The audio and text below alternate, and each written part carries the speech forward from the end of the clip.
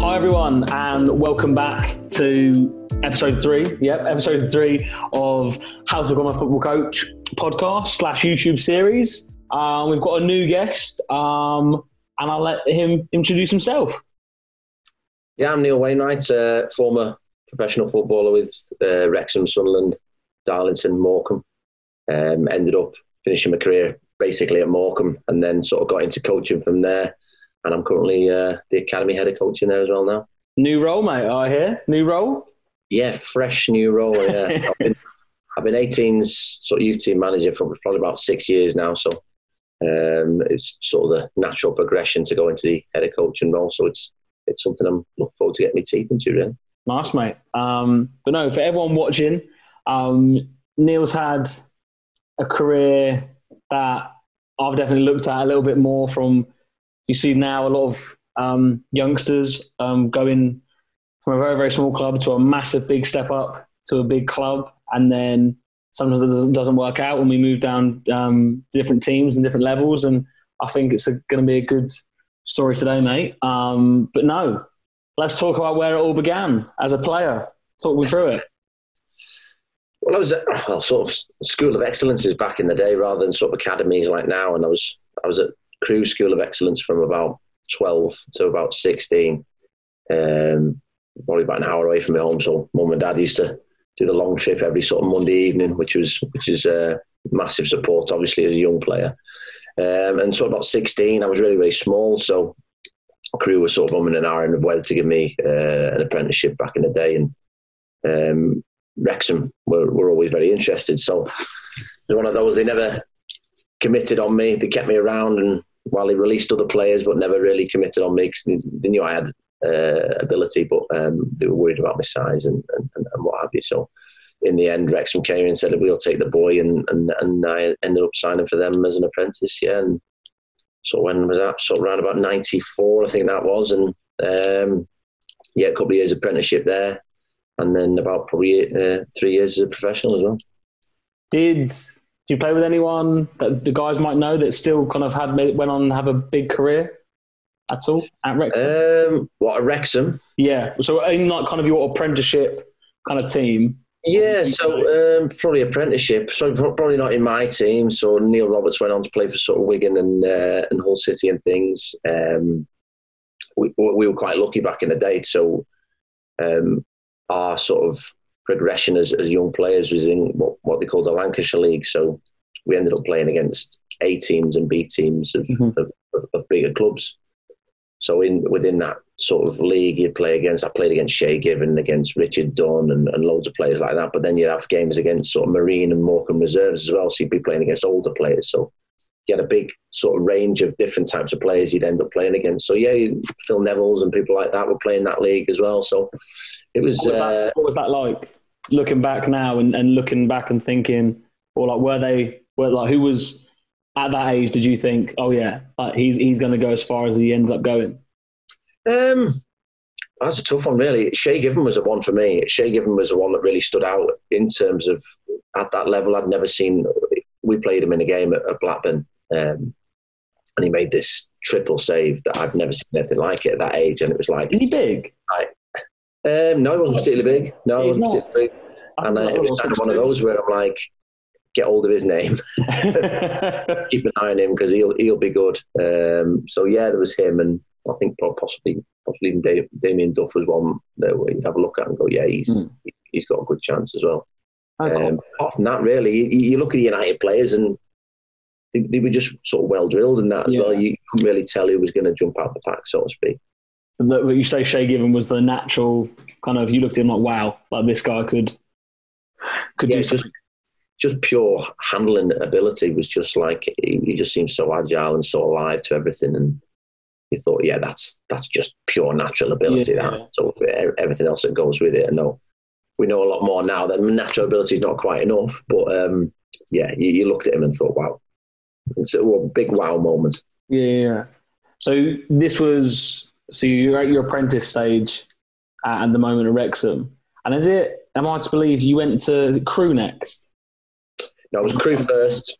Then Wrexham. Yeah, then Wrexham. And then I made my debut at about So I had a couple of years of pro. So about a year and a half as a pro until I made my first team debut. Actually, I made my first team debut, I think, in a pre-season against Everton. Andrei Kanchelski scored 4, if I remember rightly. So that was that was an interesting game. But yeah, we lost 4-3. It was a cracking game. But then I never saw first team action for probably another about 5 or 6 months. So I made my debut my league debut in the end of December that year. So I was around about 98, I think. Yeah. What's that like as a young player? Obviously, a lot of players nowadays, I think you'll know more, and I think everyone listening will know, like your Chelsea's, a lot of players, a lot of youngsters will stay at the big club or stay at a club and then not go out on loan, or they'll be in and around it. What's that actually like? And now, as a coach, looking back at it, thinking, I would never do that. I would never make a player feel like that, or let him go out on loan or stuff like that. How does that feel? I don't know. It's kind of like, so when I was 18 and I signed professional, I was always made to kind of believe that I was, sort of a budding player, so to speak. As a young player back then, you always think, I want to be involved. Should I be involved? I've been playing well for the reserves and stuff. But looking back, me making my debut at 20, they've timed it absolutely perfectly, really, because when I came in, I sort of made this big, massive impact. And it was, as I say, it's sometimes tough. Certainly nowadays, they come in at 18 and some players are almost expected to be ready then. But as I was, then you sometimes got to wait a couple of years until they're absolutely ready. Otherwise, if you throw them in too early, they can falter, and that can be almost to the death of some players. To be honest, they can almost fall by the wayside quite quickly. So it's all about nurturing that ability and talent that a lot of young players have, and then putting them in the right time. Did you think that what you just said? Did you think that at 20 years old, at 19, 20, did you think, I just want to play, or did you think, oh no, if I wait a bit, it might get my chance? Or were you just, because I know so many guys we've spoken to, and I think Gary Caldwell said as well in the last podcast, you just want to play. You don't want to hear anything else. Yeah, I just want to be there. I just want to play there and then. I wasn't interested in anything else, whether I was ready or not. In my opinion, I just wanted to play. You want to get in as soon as you can, because, again, we all know how tough it is as a player, and even to become a professional, not many people get the opportunity and chance to do it. So, yeah, I just wanted that chance and that opportunity, and I'm chomping at the bit to get in there. And as I say, looking back now, they certainly did the right thing. But at that age, sort of 18 to 20, you think, come on, give me another chance. Definitely. God, can't imagine what it's actually like. So you made your first team debut. How long was it? You said, how long did you spend at Wrexham in the end, in your pro? Well, that was was that my first or my second year? So, yeah. So my second year, it was my second year as pro. So in all, I was there 4 years. So I broke into the team at Christmas, scored on my debut, scored the winner on my debut, last minute winner. Yeah. Oh, nice. Blackpool away. So yeah, the perfect introduction. And back then, obviously, there was only 3 subs. So I was one of the 3 subs that came on.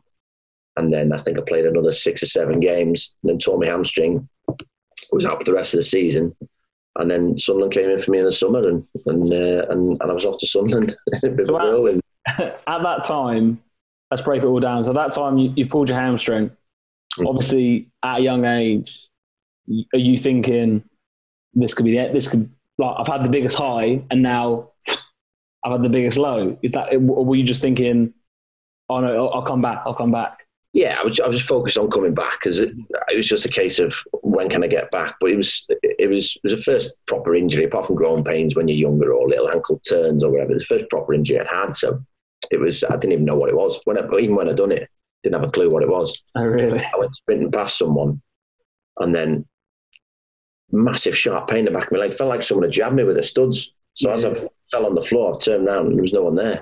So it was like the hamstrings literally ping sort of thing. So yeah, that was it was a little bit like, I gutted, but I worked my way back and get myself back. And I never really thought of sort of missing football. I just wanted to work as hard as I can to get back. But then it just made it kind of difficult come the summer. Because if you're not right come the end of the season, you're almost trying to work yourself back fitness-wise in pre-season. I was a little bit like that when I went to Sunderland, really.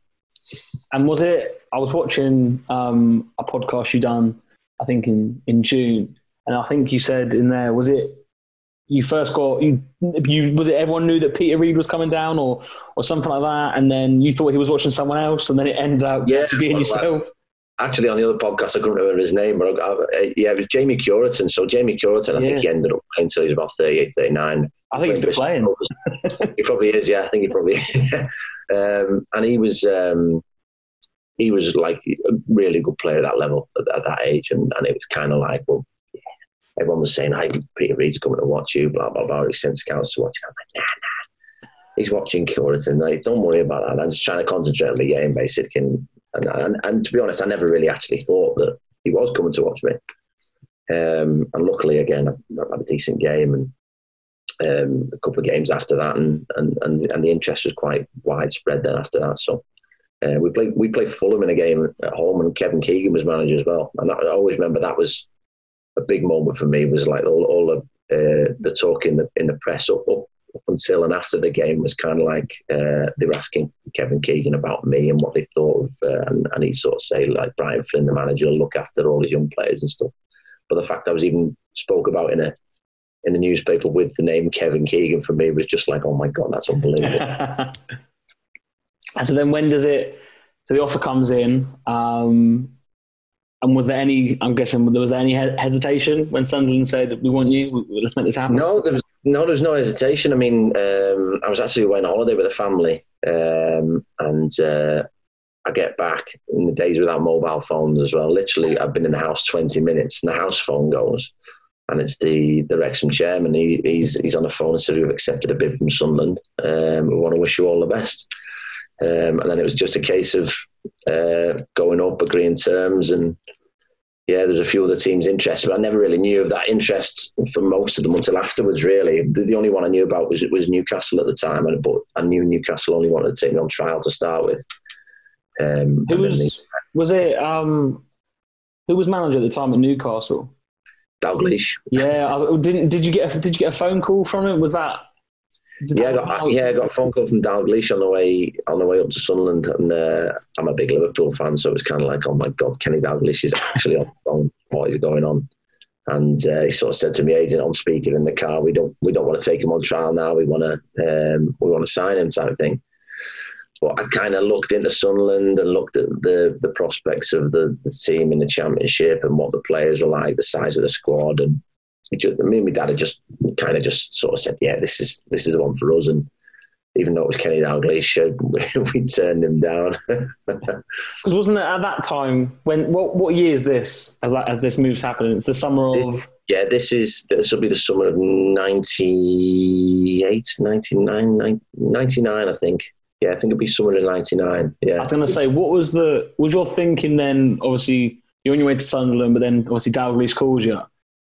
Are you also, was one of the main reasons you didn't decide to kind of entertain it or go? Were you thinking playing time? Were you thinking? Yeah, absolutely. Yeah. Can I go and then nothing? Oh, I played for Newcastle, but did you really play? I say playing time. I mean, I wasn't expecting sort of immediate playing time. Anyway, it was kind of like, what are my best chances to succeed in the long run at which club? So I think they had 40 odd pros at Newcastle and had scrapped their reserve team. So it's kind of like, well, the Premier League team established and they've got all these, where these players going to play? What are my actual chances to get in? And I thought, well, Sunderland I think they just lost a playoff final. So it was kind of like, well, Championship side there. And I think that's a better opportunity for me to go in and try and pave my way through the club, so to speak. Was Quinny there? Was Quinny, Kev Phillips? Was that the era of they were there? Yeah, it was. I don't think I could have picked a better Sunderland era. Quinny, Kevin Phillips, Kevin Ball, Summerby, Johnston, Sorensen, Jody Craddock. I think Steve Bold joined us at one point as well.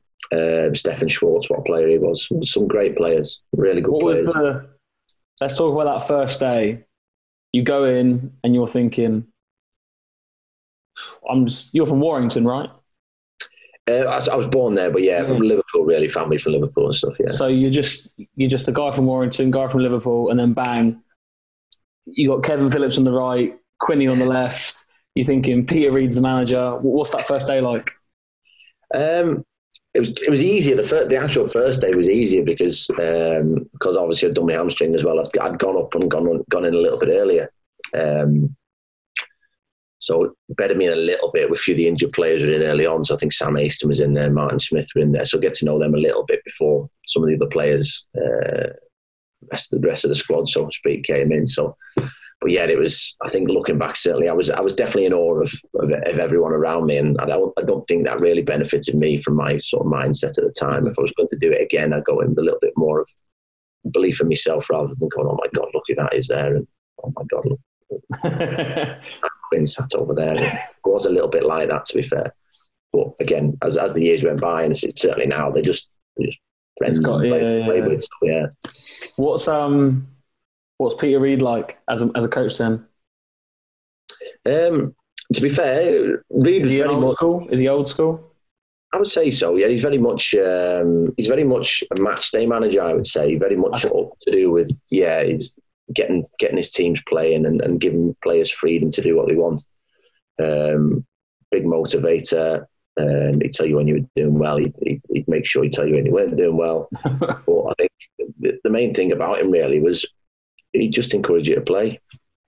And I think that's a great thing. In terms of actual coaching and sessions, Bobby Saxton did the majority of the coaching.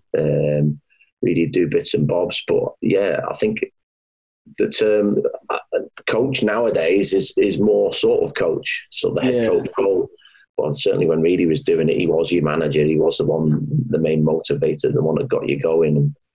And it was a kind of a different role for him, and he had coaches around him that could do the other stuff. Did you work, even at that age, did you work well off that?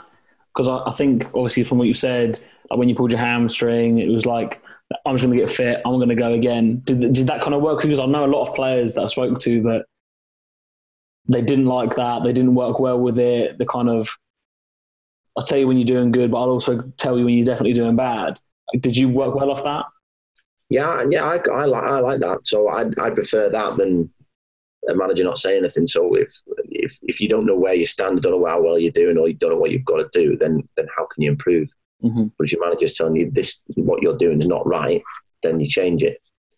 If he gives you a kick up the arse, then you work harder. If he tells you doing well, then you try and do those things again. Exactly. So for me, that's quite basic for a player. And I think I've got to be basic with players. Mm-hmm. Simple instructions, and so they know they've got a firm, easy plan to work off to try and improve and get better or get in the team.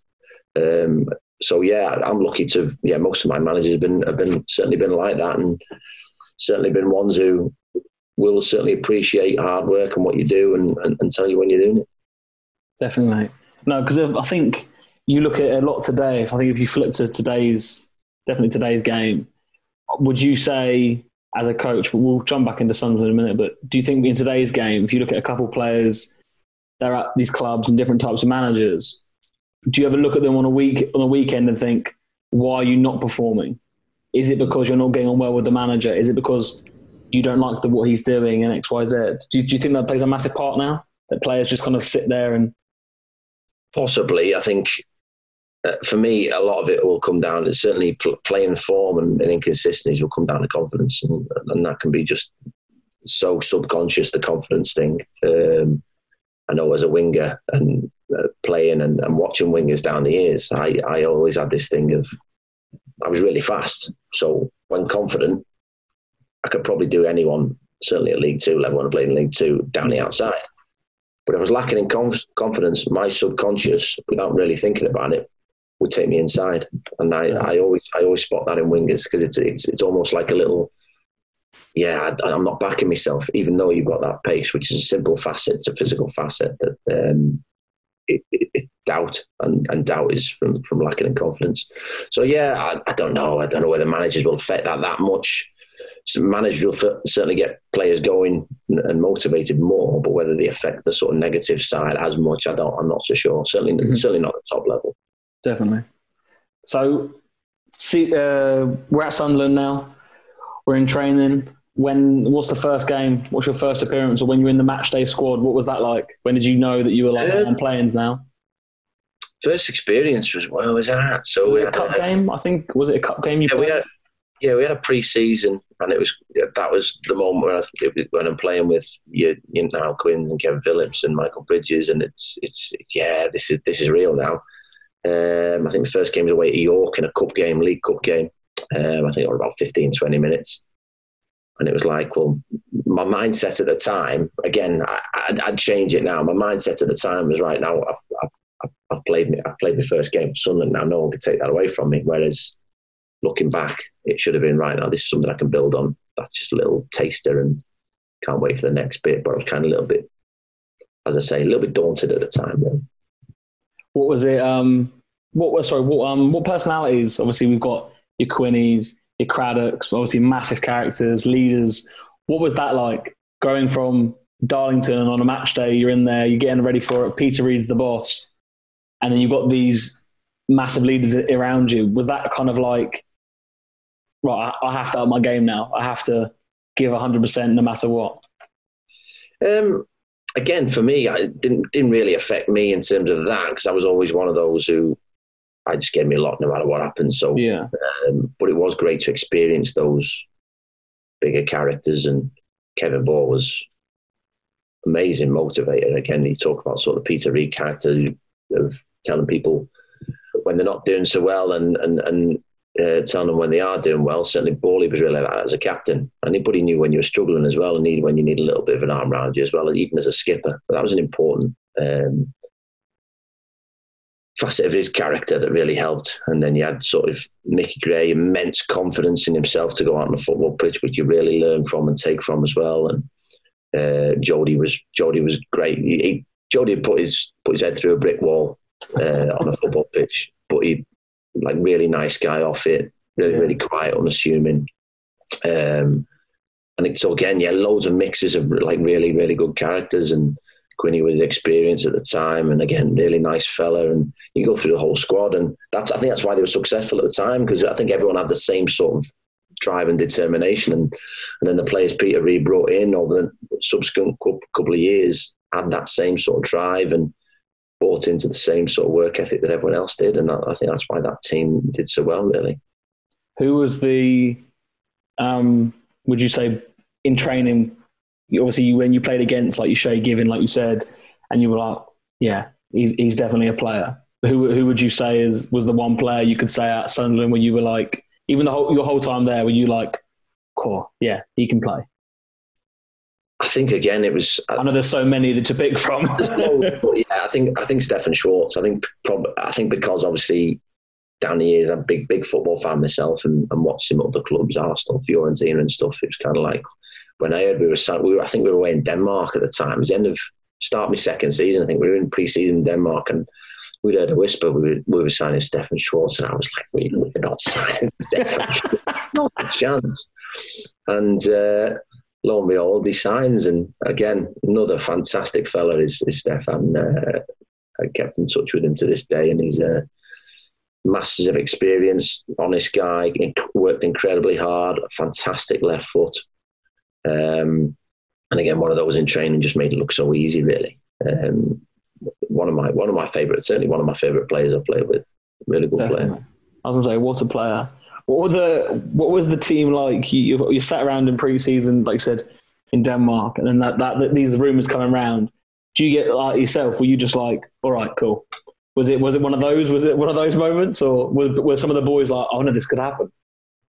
I think, as I say, it was kind of a bit of a rumour, and then I was like, nah, that can't. We're not signing him. If we sign him, that's it. We're decent this. We've got half a chance of doing well. And it was a bit weird, really. Kind of a day or two later, I think he turned up. So, they're weird situations, those, because the transfers, you don't see as a player, you don't see the ins and outs of what goes on until a player arrives, and then you welcome him in, and hope he'll do a good job for the team, which he did.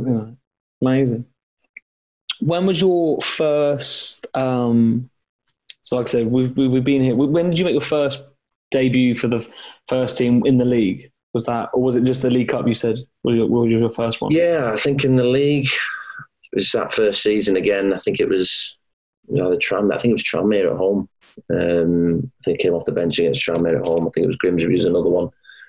The Tranmere one was a nice and easy one. I think I came on at 5-0 up. So happy days. With about 10 minutes to go, and that was fantastic. 'Cause that was my first game at Stadium of Light as well, which was packed and loud. And I remember getting half a chance, cut inside and have a shot at goal, which what I like to do when I played on the left hand side.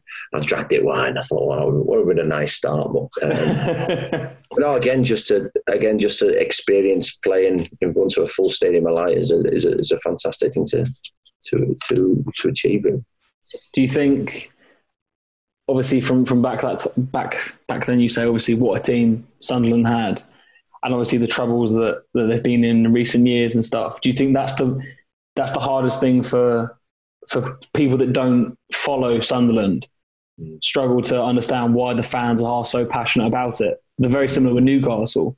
People say, "What your expectations are too much," and they're like, "No, because it's Sunderland Football Club, it's Newcastle Football Club." Well, there's hotbeds of football, isn't it, around the country? I think the North East is definitely one. I mean, all the clubs up there, fantastically passionate supporters. They can be fantastic to play in front of. They can be difficult to play in front of. I remember a game early on when I've been there, I think 0-0 against, can't remember who it was, but it was a team we expected to beat. So after about 20 minutes, they sat off and dropped into a low block, and boys were just keeping possession and trying to find a way through. Murmurs starting the crowd and sort of a few boos and stuff. So the expectations are high. So when things are going well, it's unbelievable. But when things aren't going so well, it can be tough. And it takes that's, as I say, that's why the team did so well. They have big characters who could cope with that and could perform at the right levels consistently. Do you think, obviously looking back, and obviously like I said, the murmurs start coming in, and obviously everyone will know that as soon as if that's happening, and you're there, you press high, you get out, you put a block in, it G's the fans up a bit. Do you think, looking now, obviously from a coaching aspect, do you think as a manager, if you're still on the sideline, you 0-0, you should be beating them at home? Are you thinking, yeah, I need to change something here? Because, okay, I might not think I need to change something, but the fans are, okay, yeah, I do need to change something. Do you think, looking at that now from a coaching aspect, that's something that a lot of managers kind of just put to a side and just focus on their game, or they kind of listen to the fans type thing? Yeah, I think it's a difficult line to cross. Obviously, it's like you can't listen to the fans, but yeah, I think you've got to trust in your process. You've got to trust in your beliefs and what you're doing. So to be swayed by supporters is a difficult thing, especially when you're in big stadiums and that's all you can hear. But I would imagine most managers would back their gameplay. They go into games with different scenarios that may or may not happen. And it's just trust in the process, really. And again, if you do need to win a game and with 15 or 20 minutes to go and you need to change it, then they'll change it regardless of what supporters are saying, I would say. Amazing. And so you were at Sunderland you signed a 4-year deal, was it? Yeah, signed a 4-year deal. I think I stayed 3 years, I think, in the end. I left at the beginning of my 4th season, yeah. And then where is it you ended? Did you go straight to Darlington? Yeah, because I'd been on loan at Darlington early on in my time at Sunderland. So I think it was 2nd season. Were they League 2 at the time? Yeah, League 2. Really, really successful loan spell. I think first 6 games I played there, they won all 6. They were flying high in the league. It's sort of 2nd, 3rd. Ended up losing in the playoff final at Wembley. It was just, I really had a great time there when I was on loan, and they came in for me and they bought me off Sunderland. So it was a case of, I'm struggling to get a look in now, so pointless seeing the rest of my contract out exactly the same as last season. I need to get out and sort of start playing more games. Really. Were you, at what point at Darlington, was there any point at Darlington you were like, pardon me, I want to make this permanent move? Or was it just play the games and then what will come?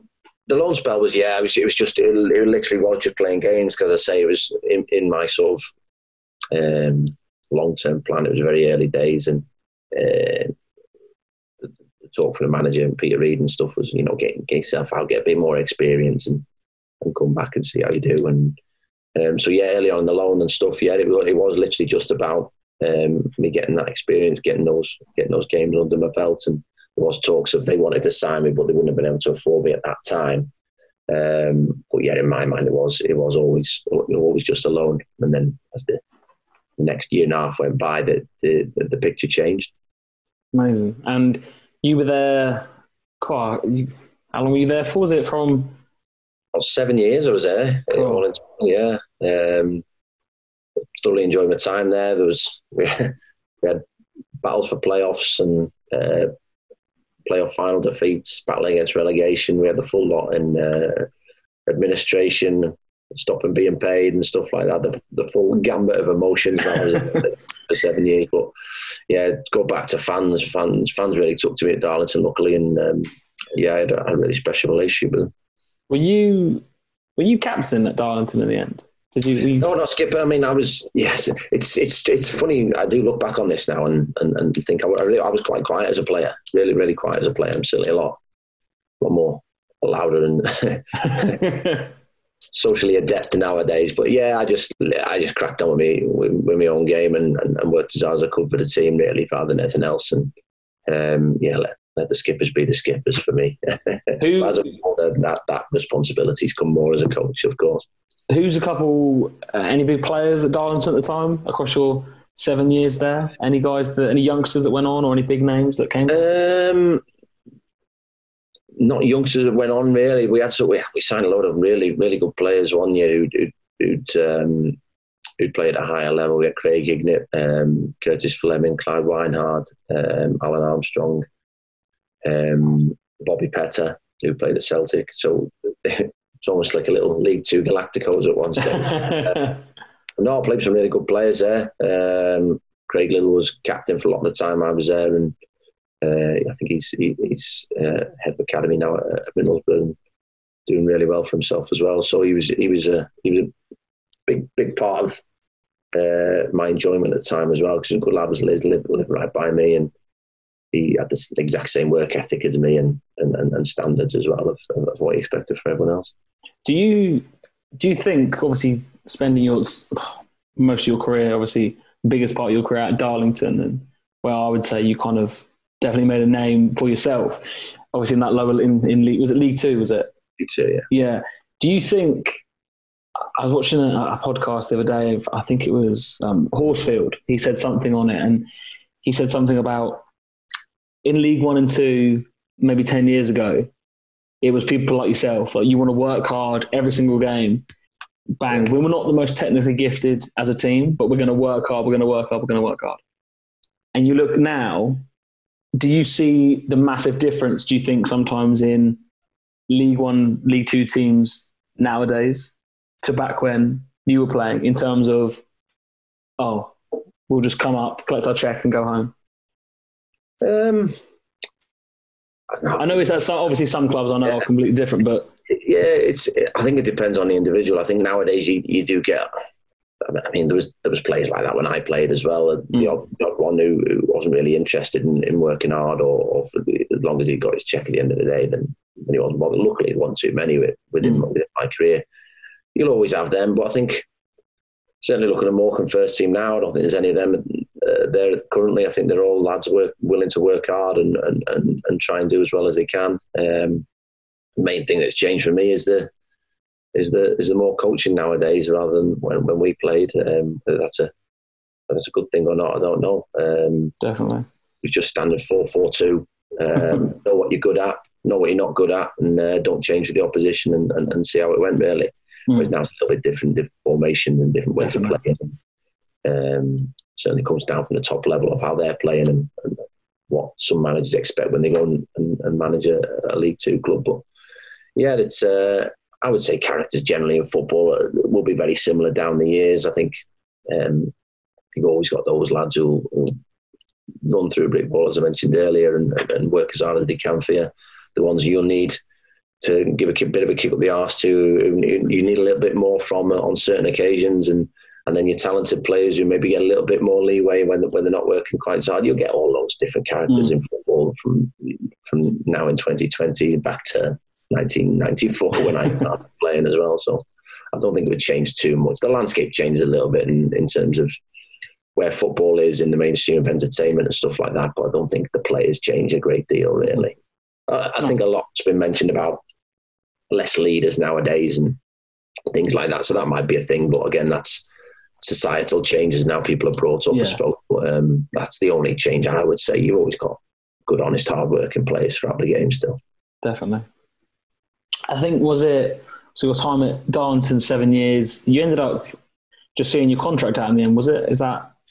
Yeah, it was a funny one because I ended up having a couple of loan spells in my last season, and then coming back from my loan spells, I went to Shrewsbury and Mansfield, came back and played the last sort of six games or so for Darlington, and one of those was a playoff semi-final defeat. We lost on pens to Rochdale, and then there's talks to sign a new deal, and chairman seemed to drop the budget last minute, half the budget, and all the managers' plans were up in the air, and kind of just said to me, if you can get somewhere else, get somewhere else. And were you wanting to stay if you could? Yeah, listen, it was one of those. It was a place I really enjoyed, and there were times in that season that I wanted to go because things weren't going my way, and I wasn't playing.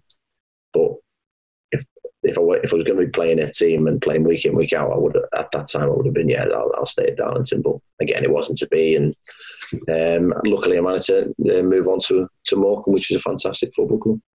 And then you were there for 3 years, 2 years, 3 years? Yeah, 3 years, yeah. Sort of twilight of my career. So first season was all right, and then after that, the legs gave up on me.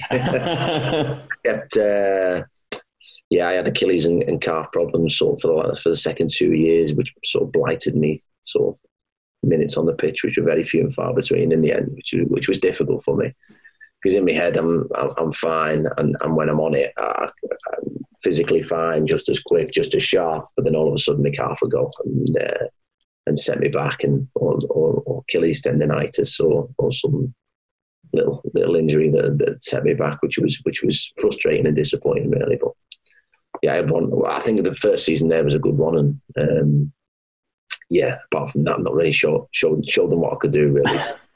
And did that make you then, obviously, where you're at now, did you always know you wanted to go into coaching, or was that you started picking up niggles and you were thinking, I have to have a life after football?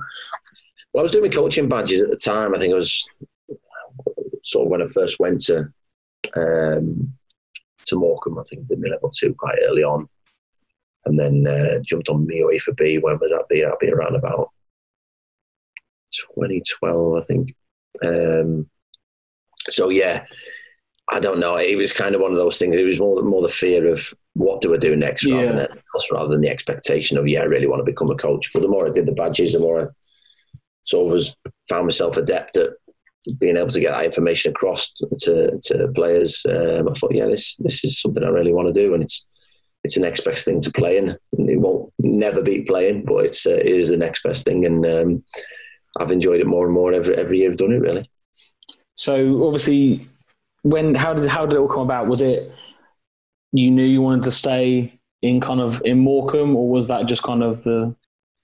Yeah, because we moved across to the family, and I think the girls were sort of, when I finished playing, they were in sort of primary and high school, and we didn't want to move again to, all the upheaval of moving again somewhere else. I mean, I had the chance to go down to South End, I think, to play in a couple of games down there so they could have a little look at me, but I didn't fancy it. I thought there's no point in me going down there for another year's contract at the age of, 33 at the time.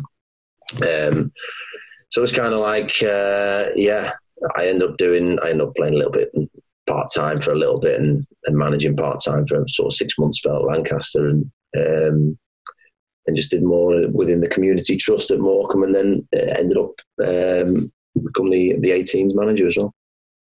So how's that been? You've been obviously under 18s for how long now? I think about 6 years now. As I say, just got the head of coaching role, so it's a bit different for me. But no, I enjoyed it. It's great because it's a great age for me, because I always remember what I was like at that age, sort of 16 to 18. As I mentioned before, I wasn't really, the loudest of characters back then. So I was quite quiet, and I always had that determination and work ethic, but always very unsure of myself, or very bit of a worrier, and nervous about what's going to happen and things. And I kind of took that into my coaching because I know what some of these players are going through, and you can kind of spot that and speak to them when they're struggling and let them know that, you know, you're there for them, and it's nothing unusual. It's perfectly natural to feel this way within your journey to become professional, or if you don't become professional, your journey to move on to become an adult and experience those things in a different way. So yeah, that was a big thing I took from it, and that's what I really enjoyed, working with the 18s down the years, and some really good little success stories along the way in terms of not just football, just individuals, just where they've come from at 16 to where they've ended up at 18 as a person, even if they've not got a professional contract with us, which is pleasing to see, and keep in touch with quite a few of them since then as well, which is good. And would you say that's the biggest thing to have as a coach? Obviously, coach/manager, like you said, Peter Reid was more of a match day manager, match day coach. Would you say that's kind of your style now, or do you enjoy more of the hands-on, the training, the drills, the sessions, but then also doing the I enjoy the session. I think a lot of what I enjoy is trying to sort of get the best out of players, and as I said, it's that. I think empathy is a big word for coaches. You've got to kind of put yourself in people's shoes, because you might be coaching one. Take my position, for example, a wide player, a real confident wide player who's trying to work on a certain skill and learn it, and you might be working with a different wide player who's trying to learn it in a completely different way. It might be the same skill, but they might not be as confident. They might not learn it in the same way. They might need showing. They might need to watch a video. So there's all different ways of doing it, but it's finding the right play with the right way, working with the right individual, and then trying to get the best out of them as much as you can, really. And I think it's as I say, it's that empathy and trying to understand that not everyone's the same, and not because I think some coaches get a little bit frustrated. Why is he not getting this? Why is he not getting that? But again, they might be looking at it from a completely different standpoint than you are, or indeed other players are. So it's I think empathy is a big one. I'm just trying to